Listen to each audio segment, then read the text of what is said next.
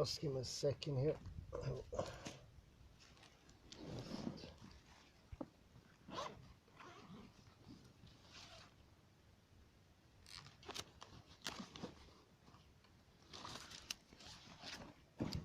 Most welcome to 1227B of the series, and I will continue where we left off in quantum entangled frequencies and coherence in bioenergetic systems.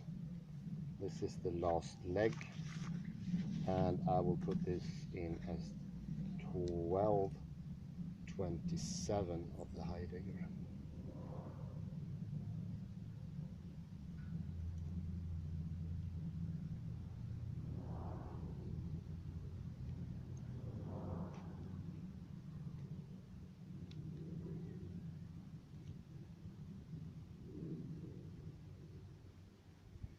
Reversing the direction of entanglement as an alternative mode. Frequency therapy control from the information field can also be derived in an alternate entanglement process by looking at the direction of the information flow in the opposite direction. This second variant is described in the following diagram. It's a diagram depicted here. In this mode, the original EPR pair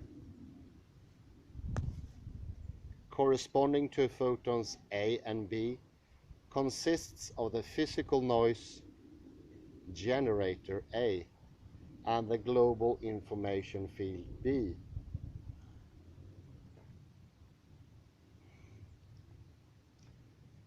This entanglement is again mediated by the pair analog measurement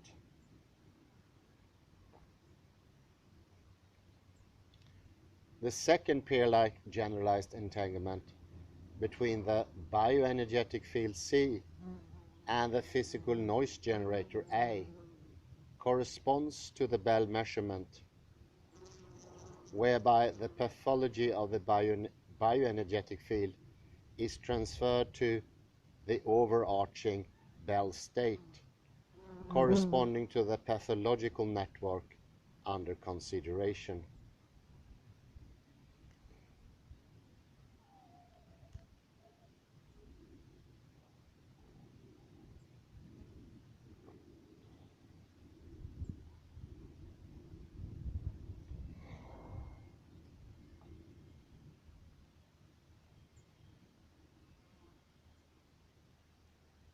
The classical transmission path of the Bell state, necessary for decoding the quantum state, takes place from the physical noise generator A to the selected frequency sequence, which in turn is assigned to the information pattern of the global information field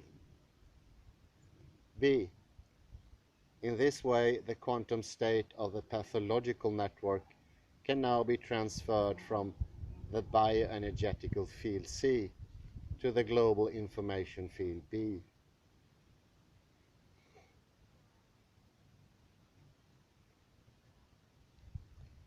This transfer corresponds, as suggested by Harold Wallach, to a suction of the pathological information C through the global information field B. The no-cloning theorem of quantum theory states that the quantum state copied in this way must be deleted in the original system C of the bioenergetic field, since it cannot exist twice.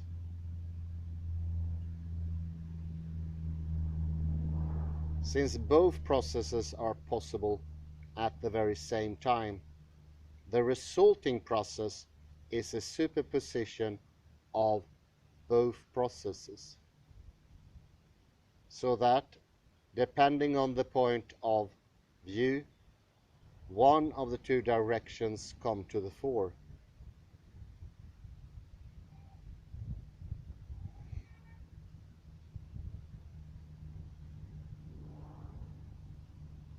Thus, both a transfer of harmonizing information from the global information field and absorption of pathological information from the bioenergetic field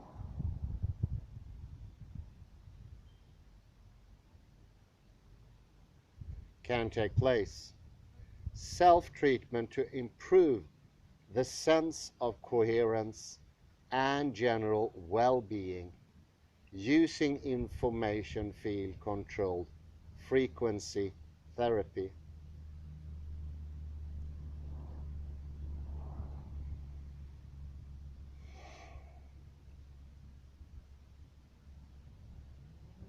Design.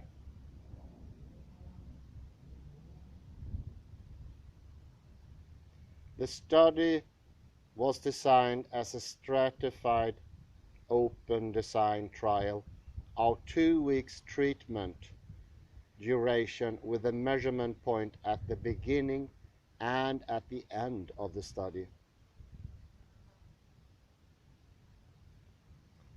A newly developed frequency modulated microcurrent application was distributed to all experienced users of a bioenergetic device called Healy,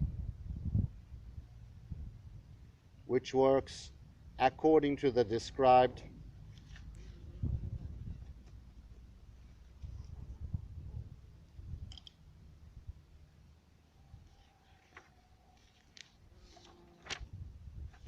mechanisms of this paper.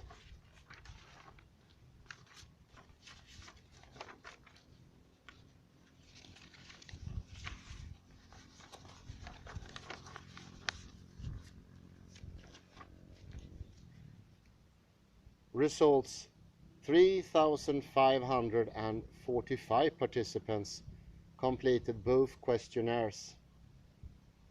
3,164 Coherence group participants of the study used the Coherence program during the study at least once. 381 participants did not use the Coherence program.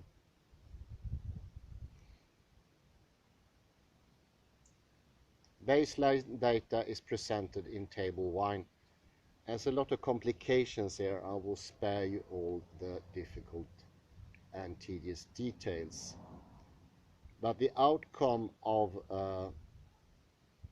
this rather large investigation was a very clear connection between coherence training and a result in better health and thinking. And they write the following: we find clear evidence for the effectiveness of the new coherence application. Both WHO wellness scores indicating improvement during the study. The effect is highly significant and clinically relevant. For the WHO 5-item questionnaire measuring general well-being, the changes during the study phase have been beneficial for the coherence group, whereas the well-being index decreases in the untreated group.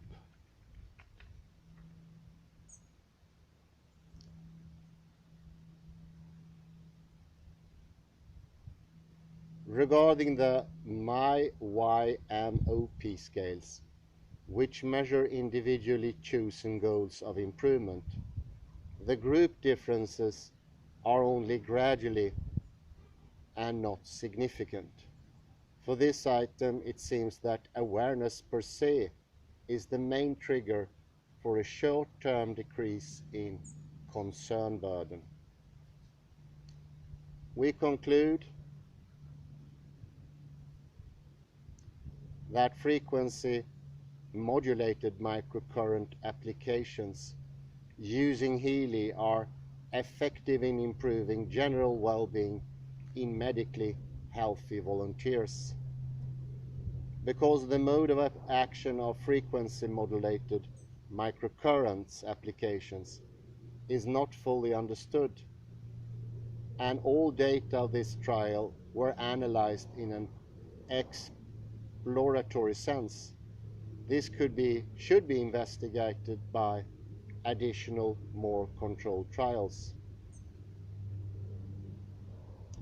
And that concludes the article Quantum Entanglement and Quantum Entangled Frequencies and Coherence in Bioenergetic Systems.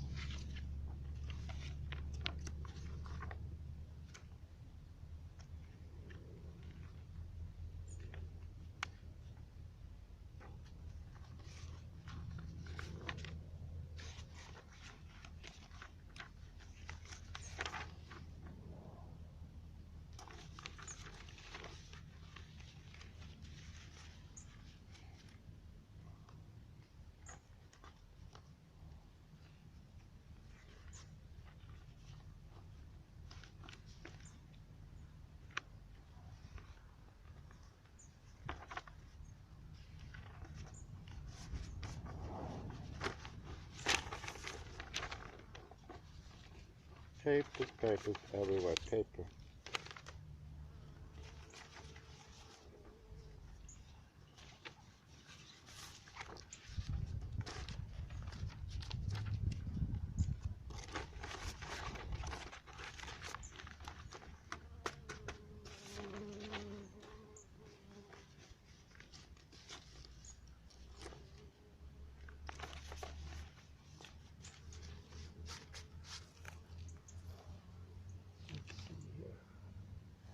Well, it's very interesting, and that reminds me of what Ashish Dallela was doing and is doing,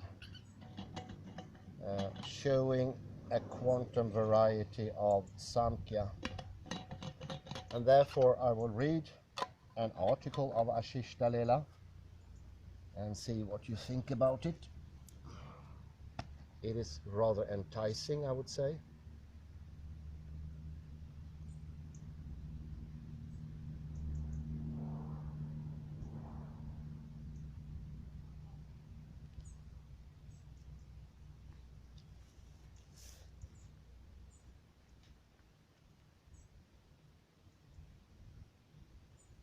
The Invention of Zero. This article is called and is from his own Shabda blog. Very interesting, highly recommendable. See if I can put in a link in the description.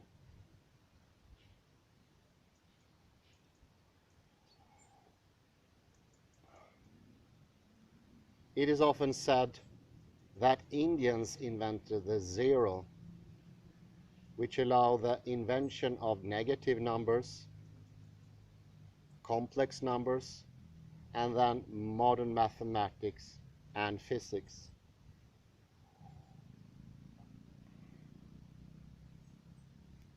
The Roman numeral system, which followed the Greek system of counting, did not have zero. After all, zero represented nothing, which was purely conceptual, but not physical.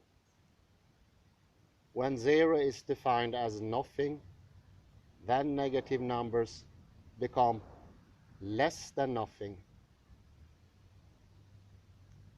What could be less than nothing?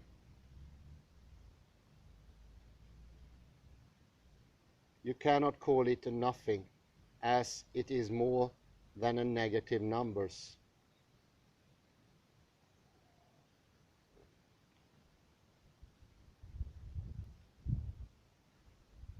In this post, I will discuss an alternative grounding of numbers in conscious experience, where zero or nothing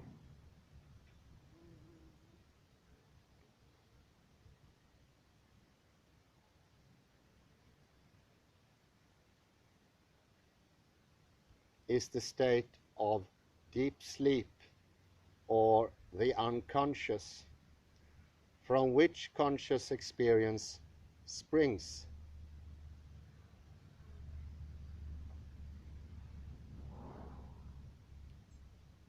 We will then discuss the meaning of positive and negative numbers in the context of conscious experience, how this alternative grounding of numbers in conscious experience leads to an alternative science,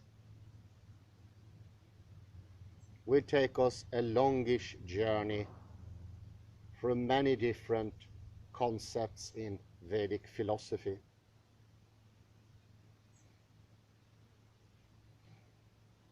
In the end, we will return to understand how zero is not small,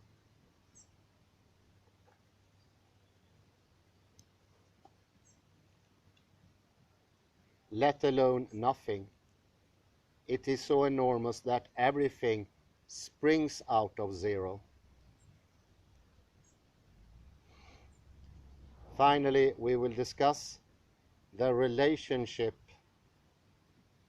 between nothing and falsity, an equivalence that is used in computers when 1 and 0 are called true and false,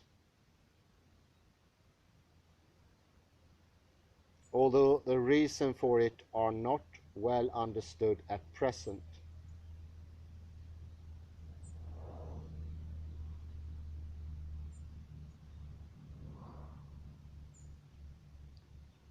Four levels of experience.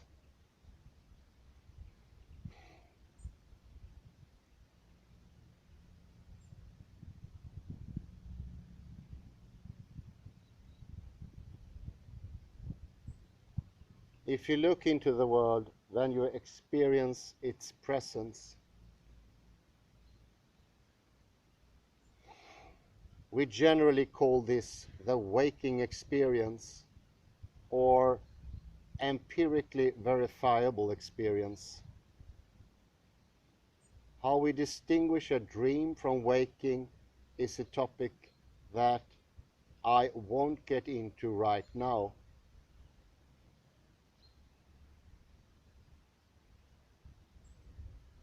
For the moment, we can say that we experience a presence during waking.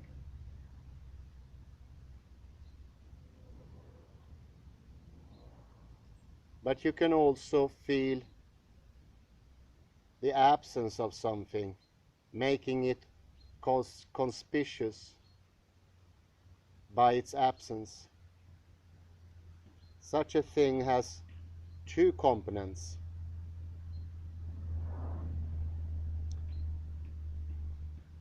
A desire which appears as absence and then invokes a sensual and mental picture from our memory as the conspicuity.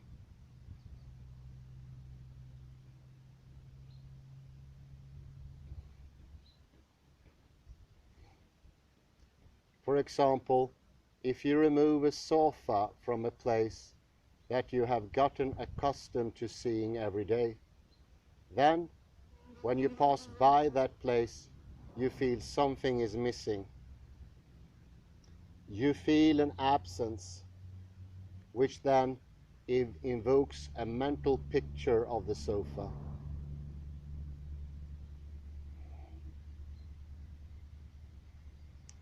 This mental image has no corresponding external reality.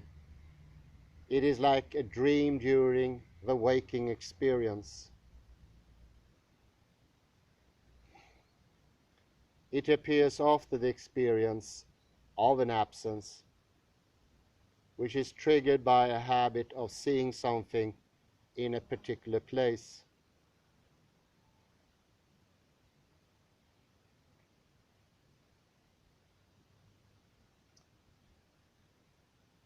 Dreams are also triggered by absences in the mind and the senses. There could be unfulfilled fantasies fulfilled in a dream. There could be unresolved fears that trigger traumatic memories.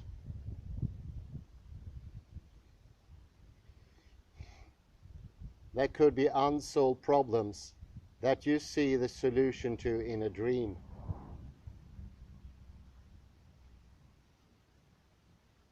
It may be the desire to know the future or past that is fulfilled in a dream.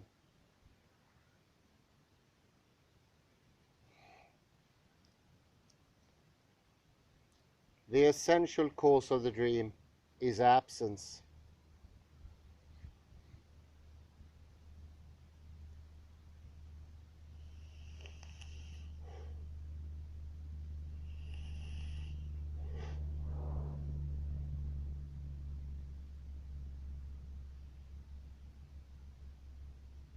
Beyond the experience of presence, that is, observation of the external world, and the experience of absence,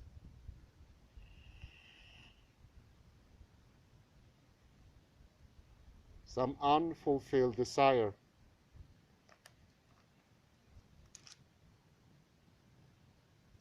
unsolved problem, or fear that evokes an experience without an external reality.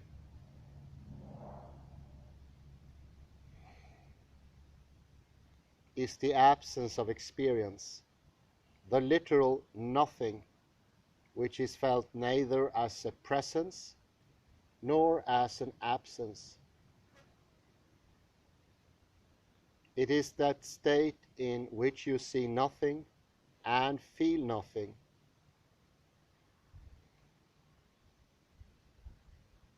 It constitutes deep sleep. The experience of absence is not the absence of experience. The former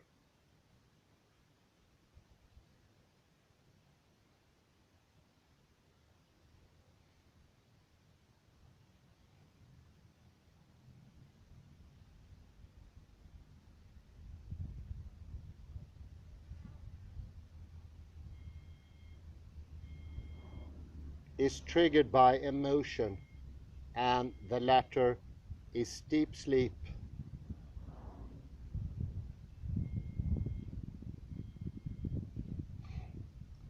Finally, there is the presence of experience, which we call being aware, or the awareness of having an experience, or knowing that I know something. It is what we call self-consciousness, or I know that I exist as a knower.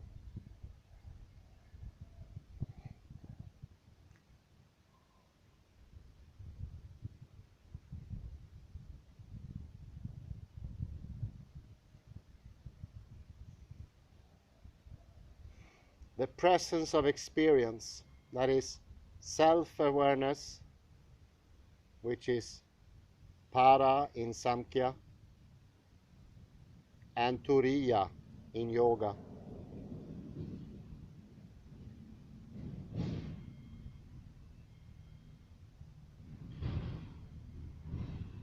The experience of absence, dreaming, madhyama in Sankhya, and svapna in yoga.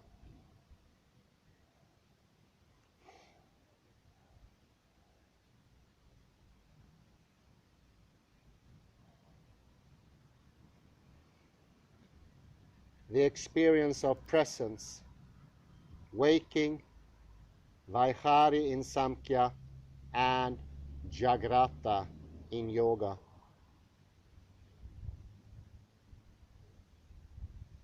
The four-tier model of reality is a model of experience.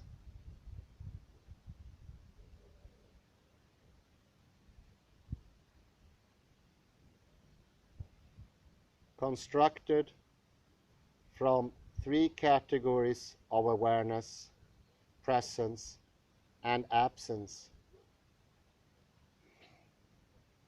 that awareness is a relation to a presence or absence.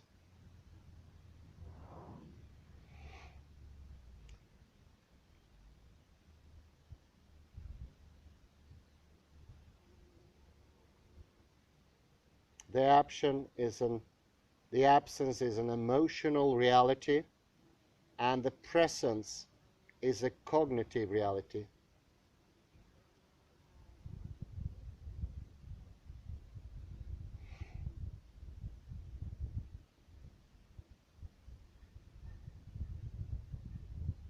By the combination of the three categories of emotion, relation, and cognition, we can construct these four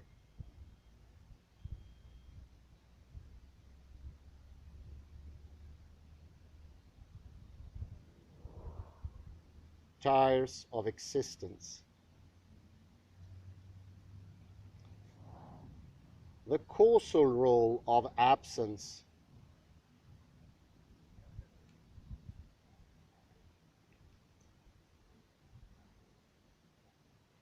in everyday awareness of presence and awareness of absence is involved.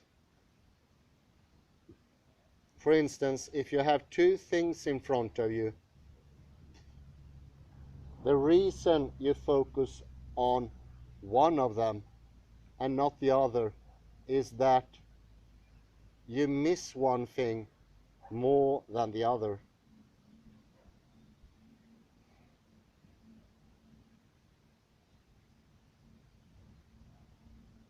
That absence leads to a choice by which you prioritize one thing over another.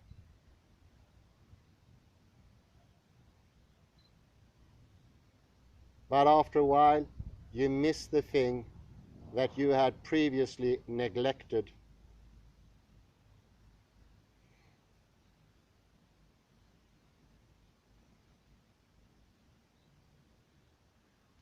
Which compels you to shift your focus to it.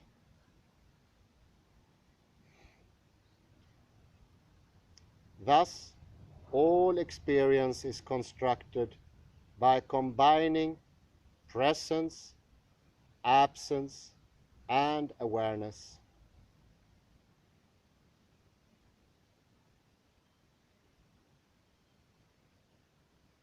We can also call these emotion, relation, and cognition. The absence is the emotion. The nature of the thing that you see is its cognition.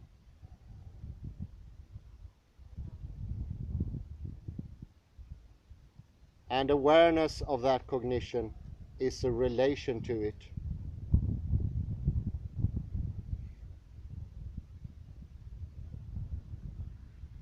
If you have food in front of you, the awareness moves from taste to smell to touch to sight to sound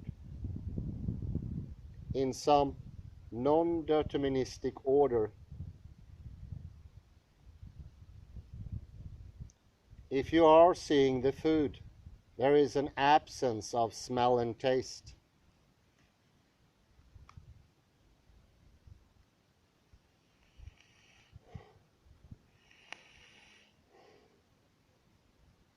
Which causes you to shift your attention to it.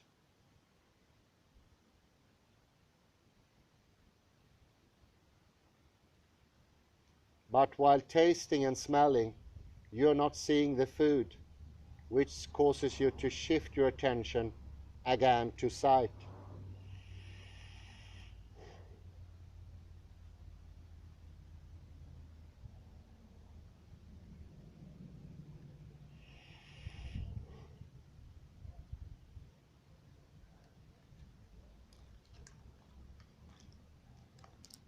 All the senses can work simultaneously, but we don't use all the senses simultaneously. We move from one percept to another because something is absent in something else.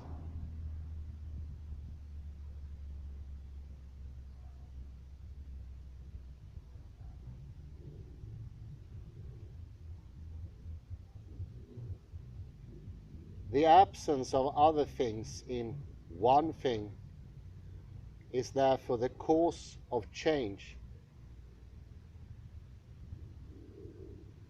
This is the opposite of how science describes change, as the result of presence rather than absence, which then gives birth to materialism, in which the present state determines the future state.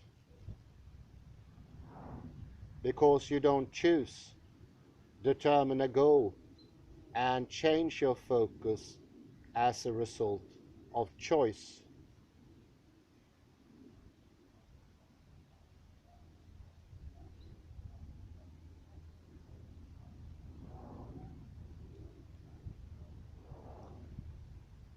If the causal model is based on absence, then there is a choice, because each thing is not many other things, and you could choose to shift attention to one of those many missing things.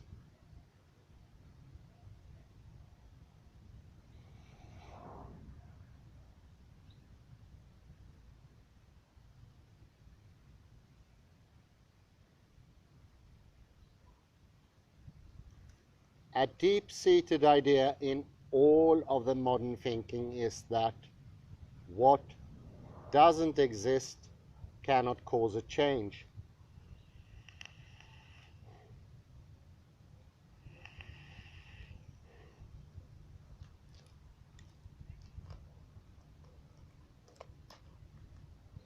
This idea is inverted when we speak about change being triggered by what is missing.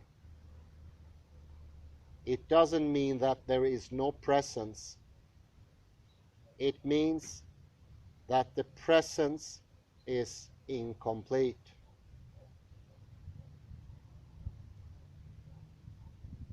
It is not something else which triggers a desire, which pushes the awareness to something else.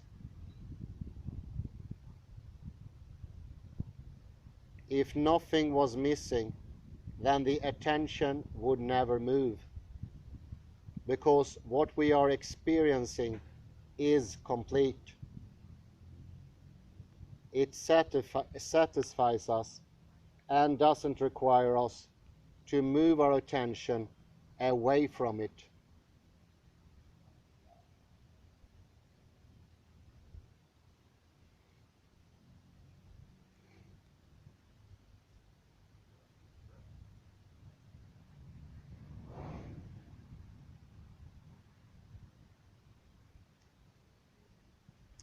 For instance, when someone begins chanting the names of the Lord, the mind wanders everywhere. Over time, the mind is more focused on sound, because everything is present in that sound, and nothing is absent. These sounds are unlike ordinary sounds, in which taste, smell, touch, and sight are missing. This is how the mind is satisfied by chanting, because everything is present and nothing is absent.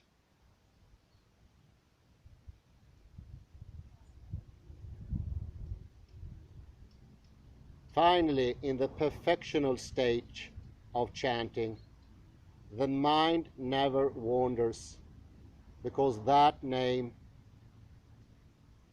is itself the complete truth. Everything is in the name, and nothing is absent.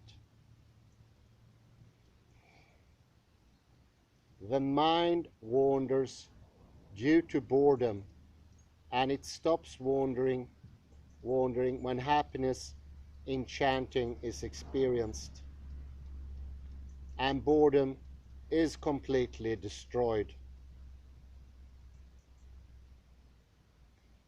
For ordinary sounds, boredom increases with repetition, but for the chanting of the mantra, the boredom reduces with repetition.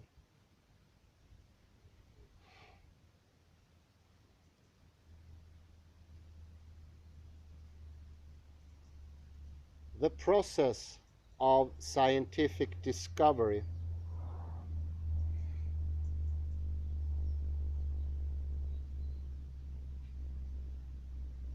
Scientific discoveries are only very loosely based on observation and reason. Observation creates unexplained data. For instance, a problem. To explain it, we try to find a model of reality.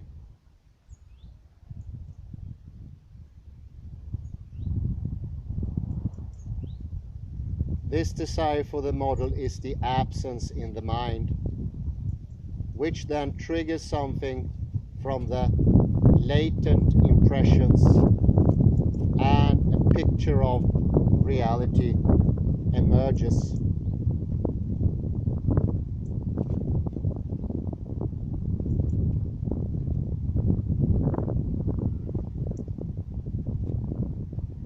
A scientist then tries to describe that picture in terms of some axioms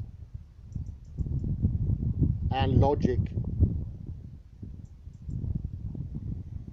The purported model of reality. The model of reality comes after the mental picture.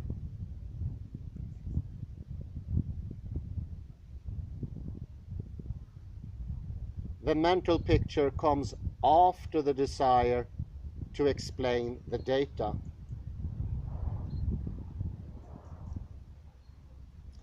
And the desire to explain the data comes after the observation.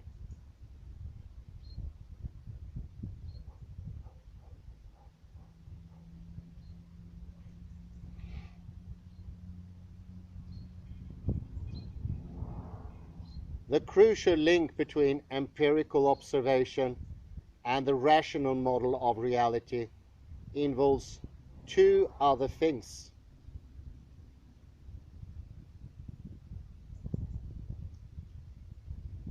The desire to explain the data and the latent impressions that are triggered by the desire to explain the data.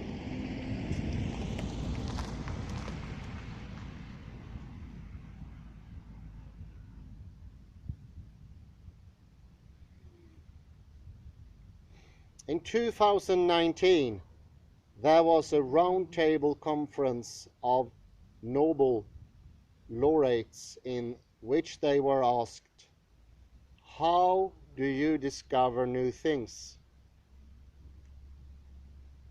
And the answer was, "We don't know.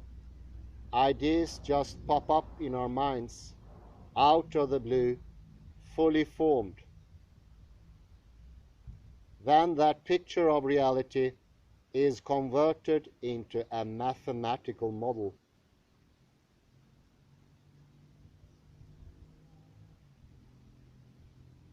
New theories are not directly inspired by observation, because that same observation could be explained by different models. Not all models are useful everywhere and all the time because they might be useful only for some observation.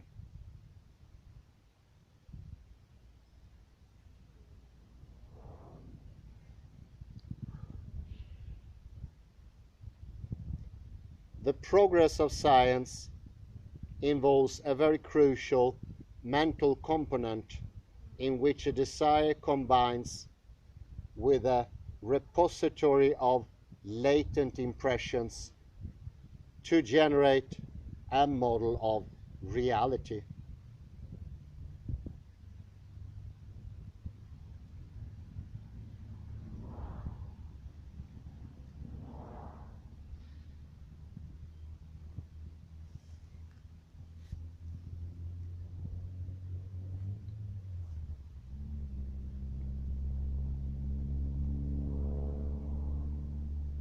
This process of scientific discovery is just like dreaming. We can call it imagination, creativity, speculation,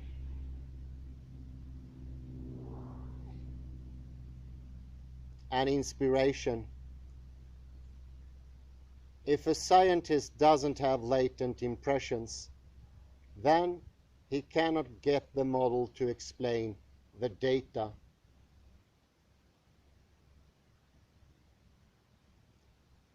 Even if he finds something that explains the data, there are other ways to explain the same data, which remain unknown because they are not latent memories.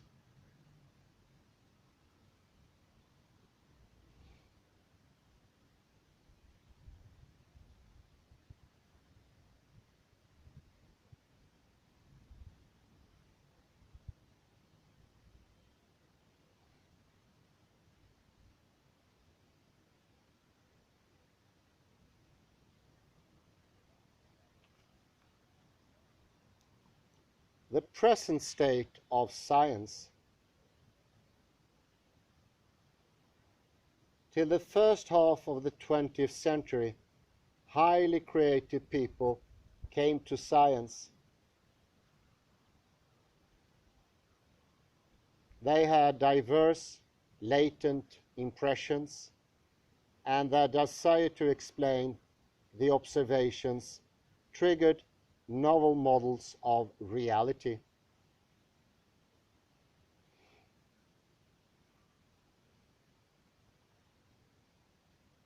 Philosophy was the handmaiden of science, and thought experiments preceded many actual experiments.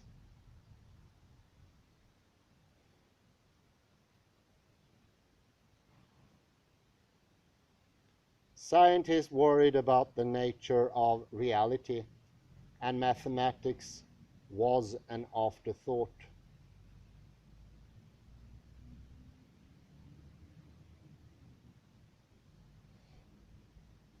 But after the Second World War, American pragmatism undermined philosophy and emphasized mathematics. To be a good scientist, you had to be a good mathematician.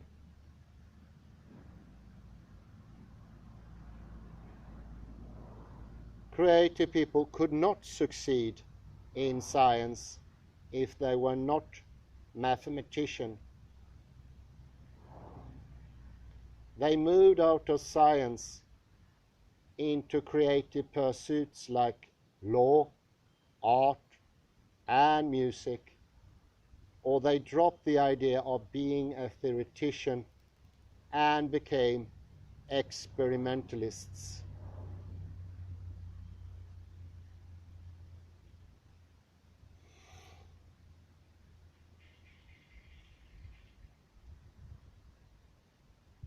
Meanwhile, mathematicians who abhorred philosophy came to dominate science.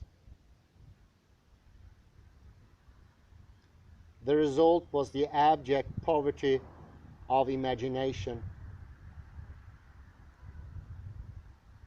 Every problem had to be solved by adding dimensions, variables, constants, and equations, not by discussing whether any of these additions made any sense.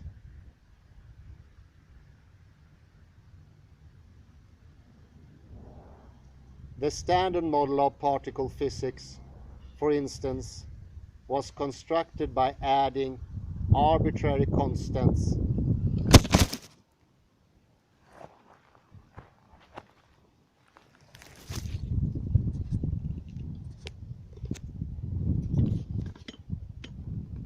sorry.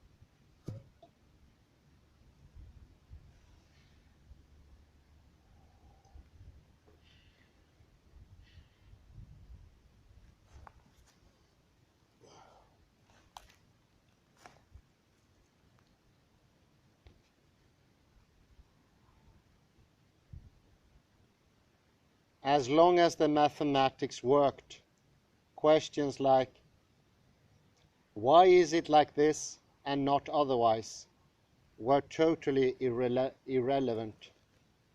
Then came string theory, in which the focus on mathematics was disconnected even from experimental verification.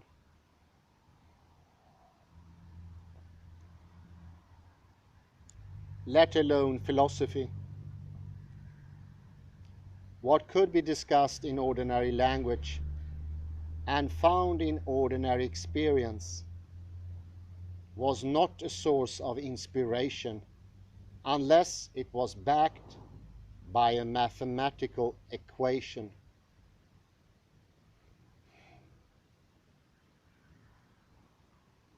Even if you presented the theory based on ordinary intuitions, those who read your work would disregard the intuitions to exclusively focus on mathematics.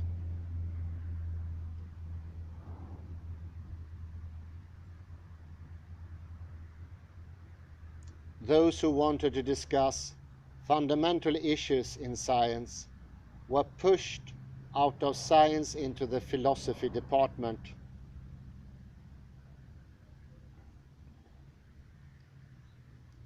If they overstepped their charter, then the scientists would ridicule them as philosophers and pseudoscientists. Well, thank you, Ashish. I experienced that feeling many times, although I am not a scientist. Some people might say, well, that's just philosophy. That's not important here. Just shut up and calculate. Hey, you.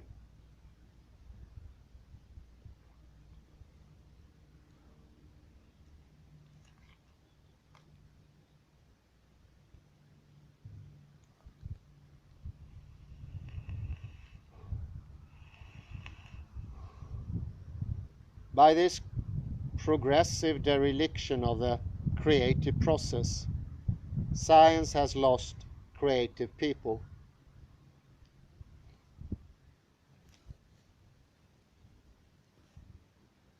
Children who excel in mathematics get a degree in science and then jump into the banking and financial industry because they know A,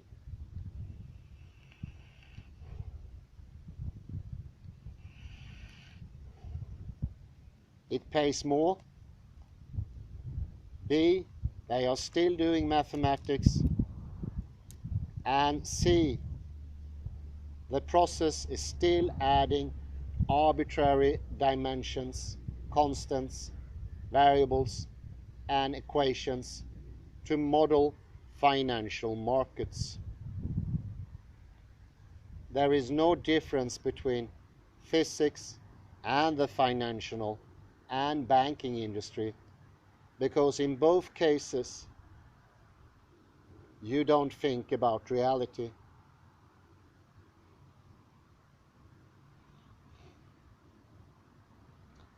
You just need to make the correct prediction for the next month, quarter, or year.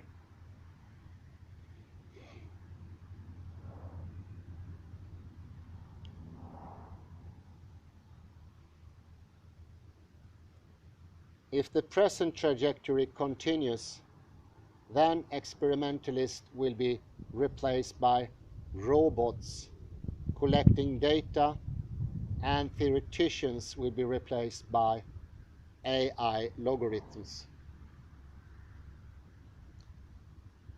Nobody will think about the nature of reality. After all, their goal is approximate predictions, and the underlying formula is inconsequential. Therefore, if the present trajectory continues, by the time we reach 2050, a century of American pragmatism would have replaced scientists with robots and algorithms. Robots and algorithms will then teach science to other robots. This is of course cheaper and no worse than what science is doing today.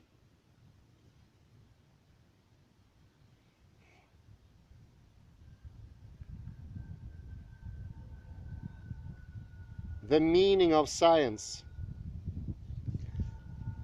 Well, you see here, this is very close to what we read from Dirk F. Meyer and Schmieke, and that is reality in itself is a creative process.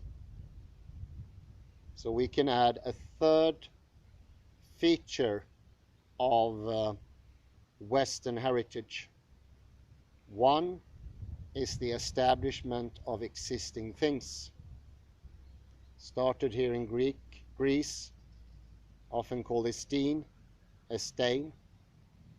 Second, ousia,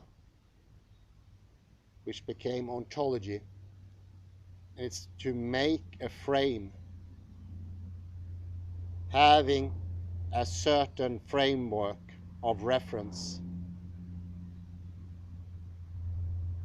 and then postulating, that's the third one, that all frames can be exchanged. And this is very similar to the monetary situation in Greece at that time. All commodities could be exchanged for one drachma or lepta or what they were using. And therefore, putting into the soil of creative thinking the idea that everything is the same. And just the word same is a creativity killer. Once you say something is same, something I often experience with my paintings, everything disappears. You don't experience anything anymore. That's the stop of experience.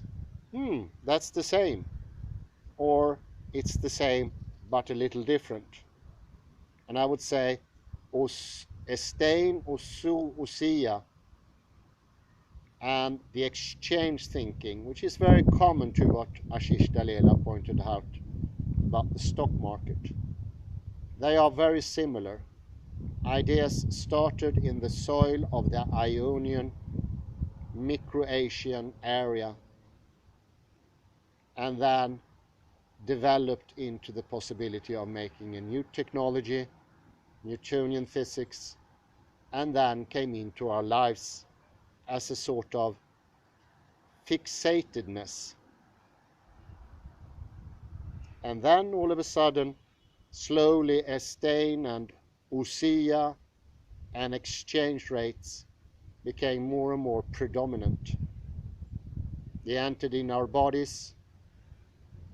We start to see movement as a fixatedness. And all of a sudden, we make this division: movement, stillness. And once that terrible crack was established, all sorts of problems erupted, and I think American pragmatism, as he mentioned here, was throwing in the towel, giving up the whole project of being creative. There's no necessity for creativeness. And this is a very nice parallel here to E. McGilchrist, the dominance of the left hemisphere. Might be it is also change in philosophy that might given the crown to the left hemisphere, and not the left hemisphere taking over. It was given the crown by this tendency.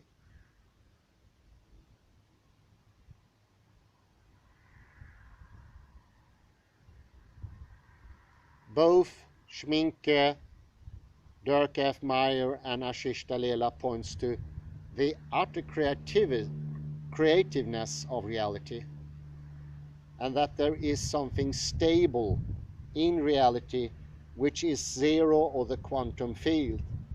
And it's before this distinction that established in the Ionian Micro-Asian mainland that there is a difference between movement and stillness, something that plagued Newtonian mechanics.